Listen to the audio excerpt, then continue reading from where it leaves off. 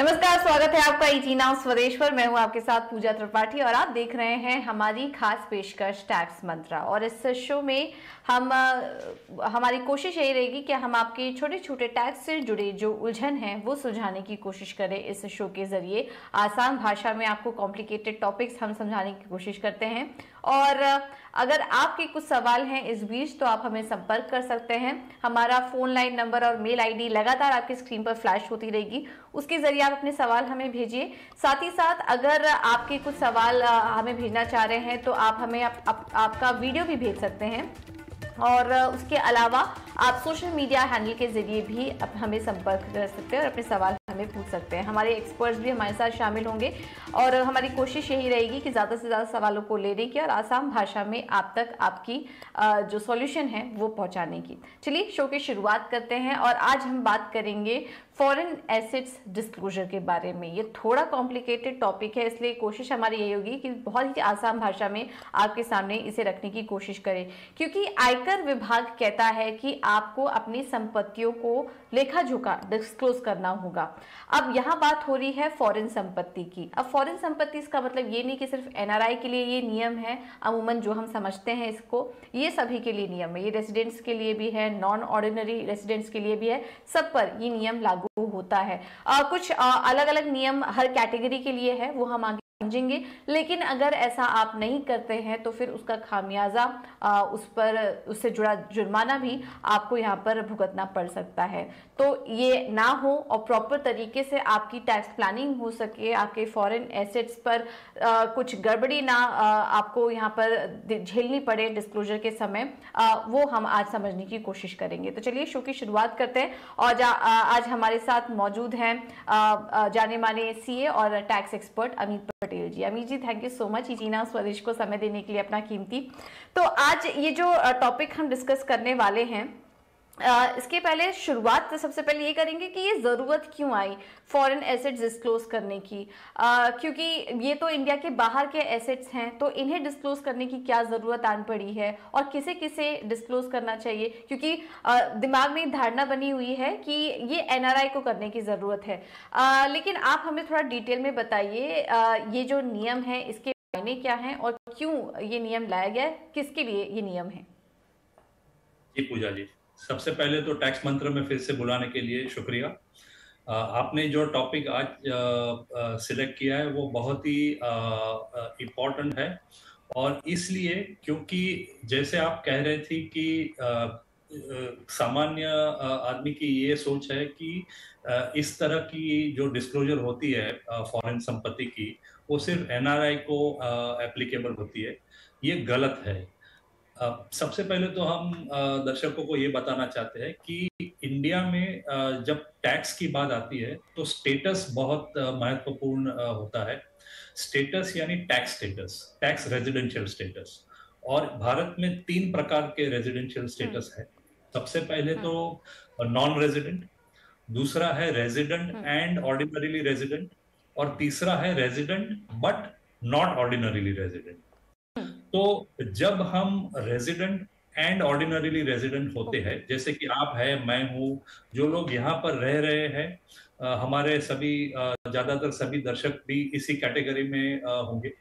तो जब हम रेजिडेंट एंड ऑर्डिनरीली रेजिडेंट है तो हमारी ग्लोबल इनकम यानी हमारी इनकम किसी भी देश में हो, चाहे भारत में हो या कोई और देश में हो, वो इनकम इंडिया में हमको उसके ऊपर टैक्स भरना होता है। तो resident and ordinarily resident tax payer को अपनी ग्लोबल इनकम इंडिया के टैक्स रिटर्न में डिस्क्लोज करनी पड़ती है। अब ग्लोबल इनकम कहाँ से आएंगी? आपके पास कोई फॉरेन संपत्ति होगी तो ही उसमें से इनकम आएगी, या अगर आप किसी फॉरेन कंपनी के लिए काम कर रहे हो तो उससे आपको फॉरेन इनकम आ सकती है। तो फॉरेन इनकम इंडिया में दिखाने के लिए जो मजबूरी है resident and ordinarily resident tax payer के लिए, उसको और मजबूत बनाने के लिए सरकार ने ये तय किया है कि जो व्यक्ति या जो entity resident and ordinarily resident है टैक्स पर्पसेस के लिए इंडिया में, उसको इनकम तो दिखानी ही है, लेकिन उसके साथ साथ फॉरेन में जो अगर कोई संपत्ति है तो उसका भी डिस्क्लोजर आईटीआर फॉर्म में करना चाहिए। तो इसकी वजह से जो भी व्यक्ति रेजिडेंट एंड ऑर्डिनरी रेजिडेंट है उसको अपनी फॉरेन संपत्ति की डिस्क्लोजर आईटीआर में करनी होगी। अगर आप नॉन रेजिडेंट है, एनआरआई है, या फिर resident but not ordinarily resident है, तो आपको ये जो डिस्क्लोजर है फॉरेन संपत्ति का वो आपको अप्लाई नहीं होता है। ओके, तो ये काफी इंपॉर्टेंट बात आपने बताई कि किसके लिए ये, किस पर ये नियम लागू है और किस पर नहीं है। तो फिलहाल अगर आप एनआरआई हैं तो आप पर ये नियम लागू नहीं होंगे, लेकिन नॉन रेसिडेंट और रेसिडेंट एंड ऑर्डिनरी रेसिडेंट जो हैं उन पर ये नियम लागू होंगे। ये हमें इस पहले सवाल के जरिए समझ में आया। तो फिर अमित जी, क्राइटेरिया क्या है अगर हमें ये इनकम डिक्लेयर करनी है, डिस्क्लोज करनी है, तो क्या क्राइटेरिया है इसके?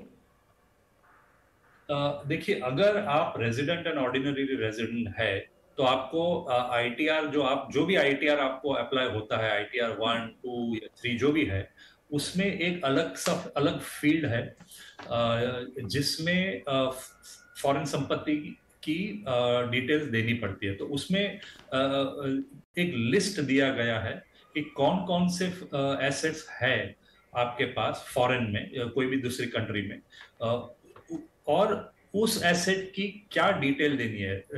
जैसे कि फॉर एग्जांपल अगर आपके पास किसी और देश में बैंक अकाउंट है, मान लीजिए आपका एक अकाउंट है दुबई में, तो कौन सी बैंक में है, वो बैंक का एड्रेस क्या है, बैंक अकाउंट नंबर क्या है, वो देना पड़ता है। और उसके अलावा उस बैंक अकाउंट में आपका पीक बैलेंस कितना था, यानी पूरे साल में हाईएस्ट बैलेंस कितना था, वो देना पड़ता है, प्लस क्लोजिंग बैलेंस देना पड़ता है। और उस अकाउंट से आपको कितनी इनकम हुई है जो आपको इंडिया में दिखानी है और उसके ऊपर टैक्स भरना है, उसका अमाउंट देना पड़ता है। ये तो एक उदाहरण दिया मैंने बैंक अकाउंट का। इस तरह से बहुत सारे एसेट्स हैं जो वो लिस्ट में उन्होंने दिए हैं, और उसके बारे में हमको उसकी जानकारी देनी पड़ती है। हर एक एसेट के लिए अलग प्रकार की जानकारी उन्होंने मांगी है। ओके, अच्छा, ये डीम्ड रेसिडेंट के लिए क्या नियम है, इसके बारे में भी आपने मेंशन किया था। इनको लेकर क्या नियम है, थोड़ा एग्जांपल्स के जरिए हमारे दर्शकों को समझा पाएंगे ये होते क्या हैं और क्या नियम है इनके? जी, तो जैसे मैंने पहले कहा कि रेजिडेंट एंड ऑर्डिनरी रेजिडेंट है, नॉन रेजिडेंट है, और resident but not ordinary resident है। तो जो नॉन रेजिडेंट है या जो नॉट ऑर्डिनरी रेजिडेंट है, उनकी फॉरेन इनकम ज्यादातर इंडिया में टैक्स नहीं होती है। तो जाहिर है कि जिस व्यक्ति के पास फॉरेन इनकम है वो ये कोशिश करेगा कि अपना स्टेटस वो नॉन रेजिडेंट दिखाए या नॉट ऑर्डिनरी रेजिडेंट दिखाए। अब भारतीय इनकम टैक्स डिपार्टमेंट को ये कई बार उन्होंने ये देखा है कि बहुत सारे लोग इंडिया में नॉन रेजिडेंट स्टेटस दिखाते हैं, और उसी के साथ कोई भी और कंट्री में भी वो रेजिडेंट नहीं है। यानी कि मान लीजिए कि किसी ने इंडिया से बाहर गए अप्रैल महीने में, अप्रैल 22 में, और 3 महीने वो रहे दुबई में, उसके बाद और 3 महीने रहे से लंदन में, और इस तरह से वो लोग एक जगह से दूसरी जगह पे, एक कंट्री से दूसरी कंट्री में वो लोग हॉपिंग कर रहे हैं, जिसे कंट्री हॉपिंग कहते हैं। और ये जो कर रहे हैं वो सिर्फ एक ऑब्जेक्टिव से कि वो किसी भी कंट्री में, किसी भी देश में वो रेजिडेंट ना बन जाए, यानी कि वो सभी देश में नॉन रेजिडेंट है। तो इसकी वजह से क्या होता है कि कई सारी इनकम होती है जो कोई भी देश में टैक्स नहीं होती है। तो भारतीय सरकार ने ये तय किया कि हम इस प्रकार के लोगों को पकड़ेंगे, और अगर वो कोई भी देश में रेजिडेंट नहीं है, यानी सभी देश में नॉन रेजिडेंट है, तो हम उस प्रकार के लोगों को इंडिया में डीम्ड रेजिडेंट गिनेंगे, और उसकी वजह से उनका स्टेटस जो होगा वो नॉट ऑर्डिनरी रेजिडेंट होगा। और जो भी नॉट ऑर्डिनरी रेजिडेंट को इंडिया में टैक्स डिपार्टमेंट को अपनी जो इनकम है वो डिस्क्लोज करनी है या एसेट डिस्क्लोज करने हैं, वो उस इस प्रकार के लोगों को कंपलसरीली करना पड़ेगा। तो इसकी वजह से क्या हो रहा है कि जो लोग नॉर्मली नॉन रेजिडेंट है लेकिन ये डीम्ड रेजिडेंसी की रूल से वो लोग नॉट ऑर्डिनरी रेजिडेंट बन जाते हैं। और कब बनेंगे? तो ये जो प्रोविजन है वो अप्लाई होता है कोई भी इंडियन सिटीजन को या पर्सन ऑफ इंडियन ओरिजिन को जिसकी इंडियन टैक्सेबल इनकम 15 लाख से ज्यादा है और जिसने इंडिया में, भारत में 120 से लेके 182 दिन तक उसकी प्रेजेंस रही है इंडिया में, यानी not more than 182 days in India and not less than 120 days in India. ये सेकंड कंडीशन है। तो और थर्ड कंडीशन है कि वो और कोई भी देश में रेजिडेंट नहीं है, वो और कोई देश में टैक्स रेजिडेंट नहीं है और टैक्स नहीं भरता है। ये तीनों कंडीशन अगर सेटिस्फाई होती है तो वो उस व्यक्ति को Indian government not ordinary resident गिनेगा, क्योंकि वो डीम्ड रेजिडेंट बन जाएगा और फिर उस हिसाब से उसको टैक्सेशन के कायदे लागू होंगे इंडिया। बिल्कुल। तो देखिए, ये विस्तार से हमने समझाया आपको कि किस तरह के नियम लागू होते हैं, क्योंकि हम देखते हैं काफ़ी सारे परिवार में ऐसे लोग भी होते हैं जो कि ट्रैवल करते हैं, इंडियन ओरिजिन के हैं लेकिन काफ़ी ट्रैवल करते रहते हैं, एक जगह पर बहुत समय तक नहीं स्टे करते हैं। तो ऐसे लोगों पर भी सरकार ने टैक्स के नियम लागू किए हैं, उनके लिए बनाए हैं और उनको टैक्स देना पड़ेगा, उनको अपने फॉरेन एसेट्स डिस्क्लोज करनी पड़ेगी। तो अगर अभी तक आपके पास ये आइडिया नहीं था तो आप ये नियम आज समझ लीजिए, क्योंकि अगर आपने ऐसा नहीं किया तो जैसा कि हमने आपको शो की शुरुआत में बताया, इसका कुछ खामियाजा और पेनाल्टी आप पर लग सकती है, क्योंकि सरकार जिस तरीके से हर चीज़ डिजिटाइज कर रही है, हम देख रहे हैं कुछ छुप नहीं रहा है उनसे, हर चीज़ अब ऑनलाइन है और उनके नज़र के सामने है। तो आप इसे डिस्क्लोज कर दीजिए। तो अमित जी, अब ये समझना चाहेंगे कि अब अगर हमें करनी है ये डिस्क्लोज, दिखाना है इसको, सरकार को ये डिस्क्लोज करना है, तो क्या टाइमलाइन है, कब तक ये करना है, क्या समय निकल चुका है और जो लोग नहीं कर पाए हैं अब आगे के लिए उनके वो कब तक इस इनकम को डिस्क्लोज कर सकते हैं? तो फॉरेन एसेट और फॉरेन इनकम का जो डिस्क्लोजर करना होता है किसी को भी, जिसको भी वो एप्लीकेबल है, उसके लिए अलग सी डेडलाइन नहीं है। ये डिस्क्लोजर उसको अपने इनकम टैक्स रिटर्न में ही करना पड़ता है। तो इसलिए जो भी आपकी इनकम टैक्स रिटर्न फाइल करने की डेडलाइन है, 31 जुलाई हो या 30 सितंबर हो, जो भी है, उसी डेडलाइन के अंदर आपको ये डिस्क्लोजर करना है। तो जब आप आईटीआर फाइल करते हैं तो उसी आईटीआर में ये डिस्क्लोजर करनी पड़ती है। तो क्या कोई अलग से आईटीआर फॉर्म है इसमें, ऐसा कुछ नियम है फॉर्म को लेकर? जी नहीं, जैसे मैंने पहले कहा कि आपको जो भी आईटीआर एप्लीकेबल होगा, आईटीआर 1 या 2 या 3 या 4, सभी आईटीआर में ये फॉरेन एसेट्स डिस्क्लोजर और फॉरेन इनकम डिस्क्लोजर करना है। जी राइट, ठीक है। तो जो भी आईटीआर फॉर्म आप भर रहे हैं, ऐसा कुछ अलग से फॉर्म नहीं है का, जो भी आपके आईटीआर फॉर्म आप एलिजिबल हैं उसको भरने के लिए, उसमें आप ये डिस्क्लोज कर सकते हैं। अब कन्वर्जन के लिए, फॉरेन एसेट्स के कन्वर्जन के लिए कौन सा रेट ऑफ एक्सचेंज हम कंसिडर करें, और डेट ऑफ कन्वर्जन के बारे में बताइए, वो किस तरीके से कंसिडर करना चाहिए, कैलकुलेशन इसका कैसे होता है? जी, ये बहुत ही महत्वपूर्ण चीज है, क्योंकि अल्टीमेटली जब आप इंडिया में अपना टैक्स रिटर्न फाइल करते हो तो अब हमें इंडियन रुपीज में सब डिस्क्लोजर करना पड़ता है। इनकम भी हमें रुपीज में दिखानी पड़ती है और उसके ऊपर टैक्स भी रुपीज में कैलकुलेशन करना पड़ता है। तो जाहिर है कि जब आपके पास फॉरेन इनकम है या फॉरेन एसेट्स है, फॉरेन संपत्ति है, तो आप उसको जो फॉरेन एक्सचेंज में है वो एक्सचेंज करेंसी में आप डिस्क्लोजर नहीं कर सकते, आपको इंडियन रुपीज में उसको डिस्क्लोजर करना पड़ेगा। तो सवाल ये उठता है कि अगर मान लीजिए कि किसी के पास यूएस डॉलर में बैंक अकाउंट है और उस बैंक अकाउंट में मान लीजिए $1000 है, तो वो $1000 और उसके ऊपर मान लीजिए उसको $50 की ब्याज मिली है, इंटरेस्ट इनकम मिली है, तो $50 इनकम उसको किस तरह से कन्वर्ट करना है इंडियन रुपीज में, और वो $1000 का जो बैलेंस है उसको कैसे दिखाना है, ये सवाल उठता है। तो इनकम टैक्स रूल्स में अलग अलग एक रूल है जिसमें इसकी माहिती दी गई है कि किस तरह से किस प्रकार के एसेट को और किस प्रकार की इनकम को कैसे उसको इंडियन रुपीज में कन्वर्ट किया जाए। तो rate of exchange for conversion, सबसे पहले तो ये दर्शक जान ले कि इसके लिए हमको टीटी बाइंग रेट यानी टेलीग्राफिक ट्रांसफर बाइंग रेट जो स्टेट बैंक ऑफ इंडिया घोषित करती है, वो हमको अप्लाई करना है कन्वर्जन के लिए। और इसके लिए जो पीक बैलेंस है, यानी जैसे मैंने पहले बताया कि कोई भी अकाउंट में सबसे साल में सबसे ज्यादा बैलेंस कितना था वो हमको डिस्क्लोज करना है। तो उस बैलेंस को इंडियन रुपीज में कन्वर्ट करने के लिए उस दिन जिस दिन वो पीक बैलेंस था वो दिन का exchange rate, TT buying rate हमको ढूंढना पड़ेगा एसबीआई की वेबसाइट से और वो अप्लाई करना पड़ेगा। फिर जो वैल्यू ऑफ इन्वेस्टमेंट है, जब हमको इन्वेस्टमेंट की डिटेल भी देनी पड़ती है, तो जिस दिन को हमने इन्वेस्टमेंट किया है उस दिन की टीटी बाइंग रेट ढूंढ के वो अप्लाई करनी पड़ती है।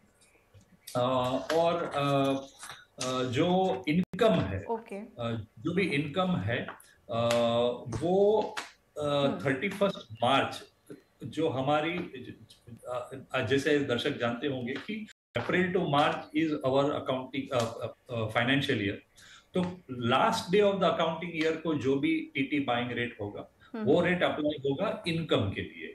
और क्लोजिंग बैलेंस के लिए जो हमको रिपोर्ट करना है फॉरेन संपत्ति का, उसके लिए कन्वर्जन रेट होगा साल का आखिरी दिन। अब इसमें एक चीज ये जाननी जरूरी है कि जबकि भारत में अप्रैल टू मार्च साल है, लेकिन फॉरेन एसेट डिस्क्लोजर के लिए उन्होंने पता नहीं क्यों, लेकिन इस साल से यानी कि 2021-22 साल का जो रिटर्न अभी अभी सब लोग ने जो भरा है उस साल से उन्होंने कर दिया है और अप्रैल टू मार्च के बदले कैलेंडर ईयर का डिस्क्लोजर करना पड़ता है as far as foreign assets are concern. तो अगर आपके पास फॉरेन संपत्ति है और तो आपको जब आप 2021-22 साल का रिटर्न फाइल किया, यानी असेसमेंट ईयर 2022-23, फाइनेंशियल ईयर 2021-22, उस साल का रिटर्न अगर आपने फाइल किया है तो उसमें आपको कैलेंडर ईयर 2021 में जो आपके फॉरेन एसेट्स थे उसका डिस्क्लोजर करना है, और फॉरेन इनकम जो है वो आपको अप्रैल टू मार्च वाले ईयर का डिस्क्लोजर करना है। तो ये ये थोड़ा कॉम्प्लिकेटेड हो गया है, लेकिन इस साल से ये कॉम्प्लिकेशन आ गया है। बिल्कुल, देखिए ये जो हिस्सा अभी हमने आपको बताया, हम दर्शकों को बताना चाहेंगे कि ये डिस्कशन का सबसे इम्पोर्टेंट पार्ट था, इसको समझना थोड़ा कॉम्प्लिकेटेड था, लेकिन हमारी कोशिश यही थी कि इसको बहुत ही आसान भाषा में आपको एक लेमैन लैंग्वेज में हम समझा सकें। लेकिन इसके बाद भी अगर आपको कुछ कन्फ्यूजन है, कुछ डाउट है, तो हम तो हैं ही हमेशा आपकी मदद करने के लिए। आप अपने सवाल हम तक पहुंचा सकते हैं। तो ये रेट ऑफ एक्सचेंज कन्वर्जन और डेट ऑफ कन्वर्जन ये हमने आपके सामने रखने की कोशिश। अब आगे बढ़ते हैं। अमित जी, कुछ लोगों के रिटायरमेंट फंड्स भी होते हैं, क्या ऐसा भी होता है कि लोगों के पास फॉरेन रिटायरमेंट फंड्स भी हैं और फिर उस वहां पर ट्रीटमेंट कैसा होगा? जी, ये बहुत ही महत्वपूर्ण एक एसेट है कई लोगों का, और ज्यादातर जो अमेरिका में लोग रहते थे और अब वापस आ गए हैं उनको ये बहुत ही बड़ी इश्यू बन गई है, क्योंकि ये यूएसए में बहुत सारे ऐसे रिटायरमेंट फंड्स है, अन्य देशों में भी है, लेकिन हमने देखा है हमारे एक्सपीरियंस से कि यूएसए वाले जो रिटर्न एनआरआई है उनको ये बहुत ही एप्लीकेबल होता है। तो इंडिया में जब हमको फॉरेन संपत्ति की डिस्क्लोजर करनी होती है तो उसमें फॉरेन रिटायरमेंट फंड का भी डिस्क्लोजर करना जरूरी है। ये इसके लिए एक स्पेसिफिक आइटम दी गई है फॉर जो जो जो सेक्शन है आईटीआर फॉर्म में, उसमें इसकी डिस्क्लोजर भी करनी जरूरी है। और आपको मालूम होगा कि इंडिया में अगर आपके पास प्रोविडेंट फंड है, तो इंडियन प्रोविडेंट फंड में जो हम इन्वेस्ट करते हैं, या उस वैल्यू के ऊपर जो हमको ब्याज मिलता है, उसमें बहुत सारी टैक्स की कंसेशन दी गई है। लेकिन अगर आपके पास फॉरेन रिटायरमेंट फंड है, फॉरेन प्रोविडेंट फंड है, या फॉरेन ग्रेचुइटी फंड है, कोई भी किसी भी प्रकार का रिटायरमेंट फंड है जो इंडिया के अलावा और कोई देश में है, तो उस अमाउंट पर या उस फंड में जो आप इनकम अर्न करते हो, उसमें आपको कोई भी टैक्स बेनिफिट इंडिया में नहीं मिलेगा। तो ये एक प्रॉब्लम बन गया है। जो लोग वापस आ गए हैं और दूसरे देश में उनका रिटायरमेंट फंड चालू, तो उसका नॉट ओनली उसका डिस्क्लोजर करना है, लेकिन अगर उसमें इनकम है तो वो इनकम का भी डिस्क्लोजर करना जरूरी पड़ता है। लेकिन पिछले साल उन्होंने एक कंसेशन दिया है। अगर आप एक फॉर्म भरते हो इनकम टैक्स रिटर्न फाइल करने से पहले, तो वो फॉर्म भरने के बाद आपको ये फैसिलिटी दी गई है कि अक्रूवल बेसिस पे जो इनकम होती है वो रिटायरमेंट फंड में, उस पर आपको टैक्स भरने की जरूरत नहीं है, क्योंकि आपको पैसे मिले नहीं है, वो तो सिर्फ अक्रू हुए हैं। तो जब आपको पैसे मिलेंगे तब आप उसके ऊपर टैक्स भर सकते हैं। ये कंसेशन दिया गया है, लेकिन थोड़ा कॉम्प्लिकेटेड है। उसमें वो फॉर्म भरने की जरूरत पड़ती है, और कई लोगों को फॉर्म भरने में दिक्कत हुई है, और उसकी वजह से नतीजा ये हुआ है कि जो अक्रूवल बेसिस पे जो इनकम होती है, जैसे हमारे पीपीएफ अकाउंट में हर साल इंटरेस्ट अक्रू होता है, उस तरह से उस रिटायरमेंट फंड में भी अगर इंटरेस्ट अक्रू हुई है, तो उसके ऊपर उनको अक्रूवल बेसिस पे यहाँ पर टैक्स भरने की मजबूरी आई है। ओह, ये तो काफी दिक्कत वाली बात है। तो इस पर भी आप नजर रखिए। अगर आपके पास कुछ रिटायरमेंट फंड्स हैं तो उसे भी डिस्क्लोज करिए टाइमली। अगर कुछ अड़चने आ रही हैं तो आप अपने फाइनेंशियल एडवाइजर्स की मदद ले सकते हैं फॉर्म को भरने में, लेकिन इस चीज़ को भी बिल्कुल डिस्क्लोज करिए, क्योंकि फिर अगर आपके ऊपर एक्चुअल बेसिस पर आपको टैक्स भरना पड़ा तो फिर काफ़ी ज़्यादा आपके ऊपर फाइनेंशियल बर्डन आ सकता है। तो इसका भी आप ध्यान रखिए अगर आपके पास कुछ रिटायरमेंट फंड्स भी हैं फॉरेन में। अमित जी, आखिर में इस पूरे डिस्कशन को अगर हम सम अप करें तो फॉरेन एसेट्स डिस्क्लोज करते वक्त क्या ध्यान में रखना चाहिए, क्या डूज एंड डोंट्स हैं जिन्हें हमें कंसिडर करना चाहिए? देखिए, फॉरेन एसेट्स डिस्क्लोजर इतनी महत्वपूर्ण, ये चीज इतना इतना महत्व क्यों लेने लगा है? इसलिए कि अपनी जो भारत की सरकार है उसके पास पूरी माहिती है।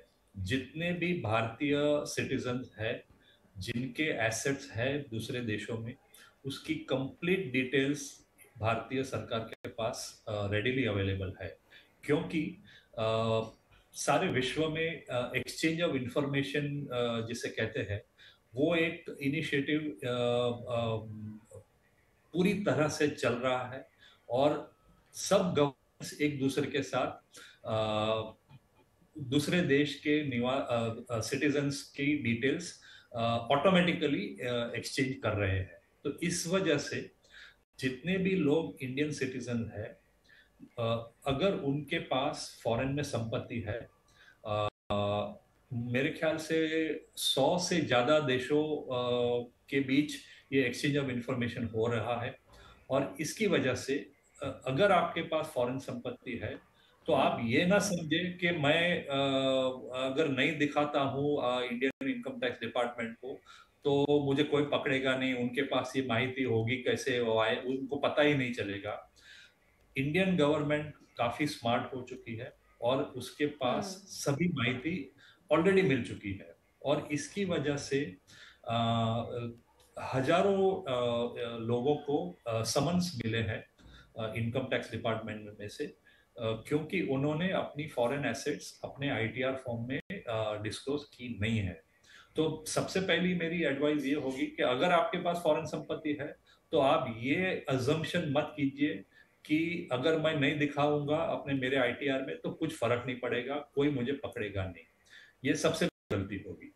दूसरी बात ये कि जब हम्म। आप डिस्क्लोज करने जाते हो अपने आईटीआर फॉर्म में, तब बहुत ही केयरफुली इसको डिस्क्लोजर करना चाहिए। क्योंकि जैसे मैंने पहले बताया कि डिस्क्लोजर का पीरियड है कैलेंडर ईयर, हमारा टैक्स ईयर है अप्रैल टू मार्च।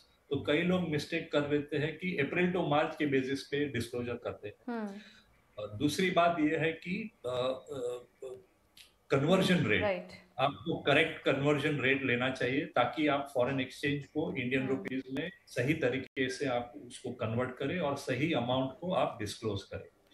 और तीसरी बात, लास्ट ये मैं हम्म। सलाह देना चाहूंगा कि आपके पास जो भी आप डिस्क्लोजर कर रहे हो उसके वर्किंग पेपर्स आप प्लीज अपने पास रखिए। उसको फिजिकल कॉपी भी रखिए और सॉफ्ट कॉपी भी रखिए वर्किंग। हम्म। क्योंकि कब इनकम टैक्स डिपार्टमेंट आपको उसके बारे में सवाल पूछेगी वो आपके कंट्रोल में नहीं है।